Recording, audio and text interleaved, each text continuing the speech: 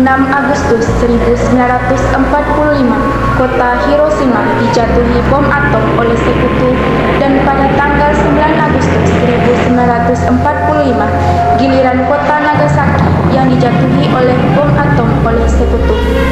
Kejadian ini memberikan penderitaan bagi rakyat Jepang. Pasukan Jepang semakin lemah, dan pada tanggal 12 Agustus 1945, Soekarno-Hatta selaku pimpinan PPKI dan Rajiman Widyo-Diningrat sebagai mantan ketua BPU PKI diterbangkan ke Dalat 250 km di sebelah timur Laut Saigon, Vietnam, untuk bertemu Marsekal Terauchi.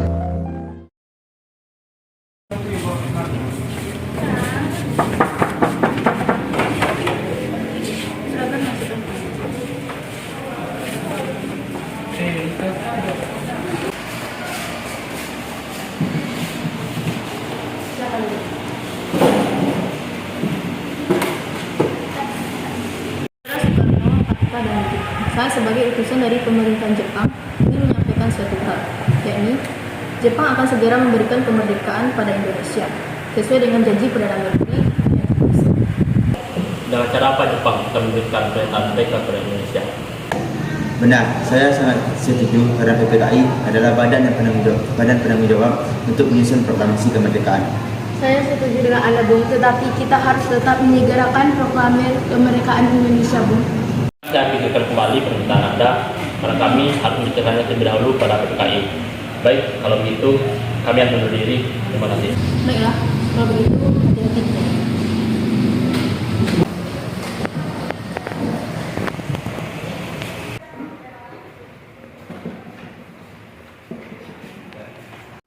Setelah pembicaraan masalah proklamasi kemerdekaan di Dalat, 2 hari kemudian, pada tanggal 14 Agustus 1945, Jepang menyatakan menyerah tanpa syarat pada sekutu yang ditandatangani oleh Menteri Luar Negeri Jepang, Mamoru Shigemitsu. Berita tentang kekalahan tersebut sangat dirahasiakan oleh Jepang. Bahkan semua stasiun radio disegel oleh Jepang. Tetapi tokoh golongan muda yakni Sultan Syahrir, Wikana, Darwis, dan Khairul Saleh mendengar kabar ini melalui radio BBC. Designated Allied Supreme Commander to accept the surrender of the Japanese. He was met by Lieutenant General Eichelberger, commanding the 8th Army. Kawan-kawan, Jepang telah menyerah pada sekutu. Itu berarti Indonesia telah kekosongan kekuasaan. Kita harus mendesak golongan tua, terutama Bung Karno, agar segera memproklamirkan kemerdekaan. Betul sekali, kawan. Tetapi proklamasi kemerdekaan jangan sampai diproklamirkan oleh PPKI. Kenapa kau berpendapat seperti itu, sobat? Karena PPKI adalah badan bentukan Jepang. Kita tidak ingin ada campur tangan Jepang dalam memproklamasikan kemerdekaan. Tetapi siapa yang akan memproklamirkan kemerdekaan? Bung Karno. Bung Karno adalah pemimpin rakyat atas nama rakyat dan melalui media radio. Tetapi permasalahannya, apakah Bung Karno setuju? Beliau kan ketua PPKI. Kalau beliau menginginkan naskah proklamasi disusun oleh PPKI, kita paksa saja mereka. Kalau perlu apa? Kita bicara dulu secara baik-baik kepada beliau, wis. Betul, kawan, kekerasan bukanlah penyelesaian yang tepat. Sebaiknya setelah Bung Karno pulang dari Dalat, kita segera menemuinya. Betul. Tanggal 14 Agustus 1945, Syahrir, Wikana, Darwis, dan Saleh menemui Bung Karno di kediamannya. Assalamualaikum.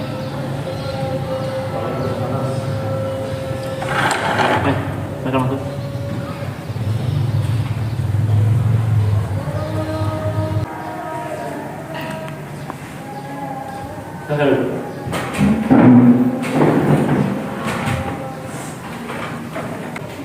Jadi, apa maksud saudara-saudara datang kemari? Begini, Bung Karno, Jepang telah menyerah dan kami minta Bung Karno untuk segera memproklamirkan kemerdekaan. Bukankah sudah ada badan yang berhak untuk merumuskan semua itu? Maksud Anda PPKI? Ya, karena PPKI mengetahui hal apa saja yang dipersiapkan. Kami atas nama Golongan Muda tidak setuju jika PPKI yang menyiapkan proklamasi kemerdekaan, karena PPKI adalah bentukan Jepang. Kami tidak ingin kemerdekaan yang kita peroleh ada campur tangan dari pemerintah Jepang. Memproklamasikan kemerdekaan sendiri merupakan hak dan tugas PPKI. Baik, kalau begitu pendapat Anda, kami mau menerima. Akhirnya, karena masing-masing mempertahankan pendapatnya, keempat orang golongan muda tersebut berpamitan kepada Bung Karno. Keesokan harinya, pada tanggal 15 Agustus 1945, pukul 20.00 waktu Indonesia Barat, golongan muda revolusioner mengadakan rapat di gedung-gedung lembaga bakteriologi di Pegangsaan Timur, dan mereka tetap berpendirian bahwa kemerdekaan adalah hak dan urusan rakyat Indonesia sendiri. Dan hasil keputusan rapat tersebut disampaikan oleh Wikana, Khairul Soleh, Sukarni, dan Darwis kepada Bung Karno. Di kediaman Bung Karno juga terdapat Bung Hatta, Ahmad Subarjo, Dr. Buntaran, Dr. Sanusi, dan Iwa Kusuma Sumantri. Selamat malam, Bung Karno. Malam. Ada masalah apa lagi kemarin? Sekarang, malam ini juga kita kobarkan revolusi. Kami sudah siap mempertaruhkan jiwa kami. Jika Bung Karno tidak mengeluarkan pengumuman pada malam ini juga, maka akan berakibat terjadinya pertumpahan darah dan pembunuhan besar-besaran esok hari. Mendengarkan kata-kata ancaman seperti itu, Soekarno naik darah dan berdiri menghampiri Wikana. Potong leherku. Setelah saya punya itu dan potong leher saya malam ini juga. Kalian tidak perlu menunggu esok hari. Jepang adalah masa silam. Kita sekarang harus menghadapi Belanda yang akan menjadi tuan di negeri kita. Jika saudara tidak setuju dengan apa yang saya katakan dan mengira bahwa saudara tidak siap dan sanggup untuk melaksanakan proklamasi, mengapa tidak saudara sendiri yang melakukan proklamasi itu? Dan mengapa meminta Soekarno untuk melakukan hal itu? Apakah kita harus menunggu hingga kemerdekaan itu diberikan kepada kita sebagai hadiah? Mengapa bukan rakyat itu sendiri yang memproklamasikan kemerdekaannya? Mengapa bukan kita yang menyatakan kemerdekaan kita sebagai satu bangsa? Kami bertiga telah membicarakannya baik-baik dengan Jepang. Saya takut Jepang hanya melakukan tipu muslihat, sehingga jika kita bertindak salah akan terjadi pertumpahan darah. Kekuatan yang segitu ini tidak cukup untuk melawan kekuatan senjata dan siapan total setelah Jepang. Coba, apa yang kalian bisa silakan kepada saya? Mana bukti kekuatan yang telah diperuntukkan tadi? Apa tindakan keamanan untuk menyelamatkan perempuan dan anak-anak? Bagaimana mempertahankan kemerdekaan setelah diproklamasikan? Tidak, kita akan mendapatkan bantuan dari Jepang maupun Sekutu. Bagaimana kita akan tegak di atas kehidupan sendiri? Sekarang saya mau senang untuk berunding karena saya tidak bisa menentukan ini sendiri. Soekarno, Hatta, Ahmad Subarjo, Dr. Buntaran, Dr. Sanusi, dan Iwa Kusuma Sumantri yang hadir malam itu melakukan perundingan. Setelah selesai berdiskusi, Hatta menyampaikan hasil perundingannya kepada golongan muda. Usul dari pemuda kita tidak bisa kami terima karena perang berteman dan takut banyak menjatuhkan jiwa dan harta. Baiklah, jika Anda masih tak mempertahankan pendapat kalian, kami menghadiri.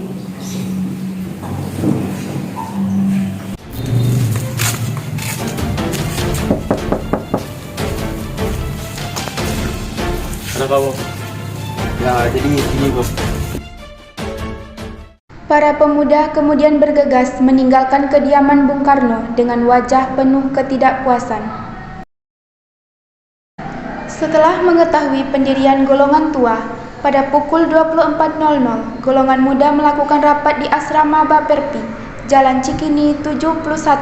Dalam rapat itu, diputuskan untuk mengusingkan Soekarno dan Hatta ke Rengas Dengklok. Tujuannya adalah agar Insinyur Soekarno dan Dr. Andes Muhammad Hatta tidak terpengaruh oleh Jepang. Di sini, mereka kembali meyakinkan Soekarno bahwa Jepang telah menyerah dan proklamasi kemerdekaan segera dibacakan tanpa pengaruh Jepang. Pada pukul 4.00, tanggal 16 Agustus 1945, dibawa ke Rengas Dengklok. Khairul Soleh, Sodanko Singgih, yang merupakan peta tentara peta, melakukan aksi tersebut. Kenapa Anda tetap bersikap sebelumnya? Kalau proklamasi disusun oleh PPKI? Bukankah saya tidak setuju kalau proklamasi dilakukan sendiri, tapi harus sudah terlebih dahulu agar rakyat tidak menjadi korban? Tetapi kami, para golongan muda dari peta-peta, akan selalu ada di belakang kalian jika terjadi hal yang tidak diinginkan. Baiklah, jika itu yang kalian inginkan, kami akan menunjukkan informasi dan kami kembali ke Jakarta. Sodanko Singgih akhirnya menyampaikan berita gembira tersebut sesampainya di Rengas Dengklok, dan ia bergegas kembali ke Jakarta untuk menyampaikan hal tersebut kepada para pemimpin pemuda. Revolusi berada di tangan kami sekarang, dan kami memerintahkan Bung. Kalau Bung tidak memulai revolusi malam ini lalu apa? Yang paling penting dalam peperangan dan revolusi adalah saat yang tepat. Di Saigon, saya sudah merencanakan agar seluruh pekerjaan berjalan tanggal 17. Mengapa justru diambil tanggal 17? Mengapa tidak sekarang saja atau tanggal 16? Saya tidak dapat menerangkan mengapa tanggal 17 memberi harapan yang baik kepadaku. Tapi dalam hal buku, saya merupakan merupakan saat yang tepat. Pertama-tama, tanggal 17 merupakan tanggal yang suci, terutama kepada kita pada bulan suci Ramadan. Setelah itu, tanggal besok, tanggal 17 merupakan hari Jumat yang berbahagia, Jumat yang suci. Orang Islam melaksanakan sholat 17 rakaat dan Al-Quran diturunkan tanggal 17. Oleh karena itu, kesucian angka 17 bukan merupakan buatan manusia. Sementara itu, di Jakarta, antara Mr. Ahmad Subarjo dari golongan tua dengan Wikana dari golongan muda membicarakan kemerdekaan yang harus dilaksanakan di Jakarta. Laksamana Takashi Maeda bersedia untuk menjamin keselamatan mereka selama berada di rumahnya. Berdasarkan kesepakatan itu, Yusuf Kunto dari pihak pemuda hari itu juga mengantar Ahmad Subarjo bersama sekretaris pribadinya Sudiro ke Rengas Dengklok untuk menjemput Soekarno dan Hatta. Rombongan penjemput tiba di Rengas Dengklok sekitar pukul 17.00. Ahmad Subarjo memberikan jaminan bahwa proklamasi kemerdekaan akan diumumkan pada tanggal 17 Agustus 1945 selambat-lambatnya pukul 12.00. Dengan jaminan itu, Komandan Kompi Peta setempat Cudanko Swebeno bersedia melepaskan Soekarno dan Hatta kembali ke Jakarta. Sesampai di Jakarta, Soekarno-Hatta bersama Laksamana Maeda menemui Maijen Nishimura untuk berunding. Tetapi Nishimura tidak mengizinkan proklamasi kemerdekaan. Kemudian mereka menuju rumah Laksamana Tadashi Maeda di Jalan Imam Bonjol nomor 1. Setelah pertemuan itu, Soekarno dan Hatta kembali ke rumah Laksamana Maeda. Di ruang makan rumah Laksamana Maeda itu dirumuskan teks proklamasi kemerdekaan. Maeda sebagai tuan rumah mengundurkan diri ke kamar tidurnya di lantai 2 ketika peristiwa bersejarah itu berlangsung. Soekarno, Hatta, dan Ahmad Subarjo merumuskan naskah proklamasi di ruang makan.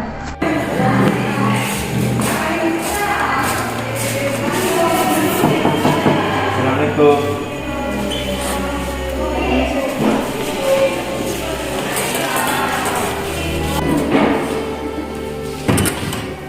Silakan pakai rumah saya saja, Bung Karno. Keamanan akan saja. Jadi soal mana yang saya makan? Ruang makan dan ruang selanjutnya.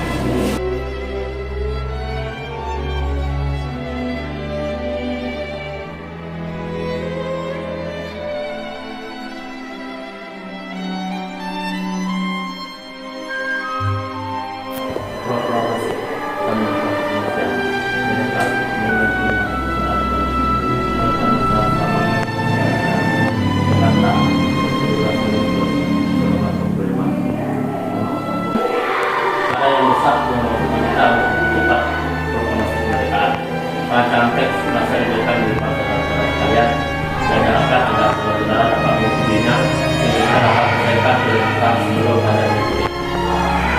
Saudara yang berada di dalam ini akan dapat menandatangani teks tersebut. Saya kurang setuju. Naskah proklamasi tersebut sebaiknya ditandatangani oleh Soekarno dan Muhammad Hatta saja atas nama bangsa Indonesia. Bagaimana kalian? setuju. Kalau ketika